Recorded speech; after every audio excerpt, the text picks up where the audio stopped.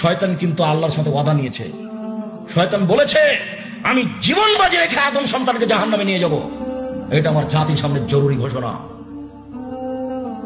আল্লাহর সামনে ওয়াদা করেছে, আমি জীবন বাজি রেখে বলছি আমি ইবলিস মানুষকে জাহান্নামে নিয়ে যাব, জাহান্নামে নিয়ে গিয়েই ছাড়া ছেড়ে দেবো, আমি একাই জাহান্নামে যাব। এই কথা ইবলিস বলছে, যার কারণে সিজদা করলে ও খুব কষ্ট পায়। ও বলছে, শয়তান নিজে বলছে যে ওমেরা লিবনা আদম লিসুজুদ ফাসাজাদা ফালাহু জান্নাহ। আদমের ছেলে মেয়েকে সিজদা করতে বলা হয়েছে, ওরা যখন সিজদা করে তখন ওরা জান্নাতে চলে যায়।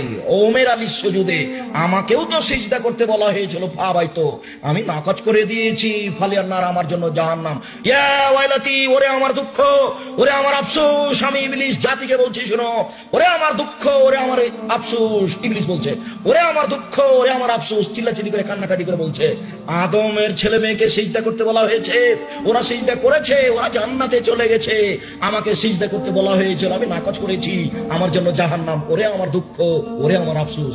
আপনি যখনই ওযু করে দূরে কত সালাত দেখে সিজদা করবেন তখন বাপ দিয়ে শয়তান দূরে চলে যাবে আর চিল্লাচিল্লি করে কান্নাকাটি করে বলবে, আপনি দেখতে পেলে বুঝতে পারবেন অবস্থা।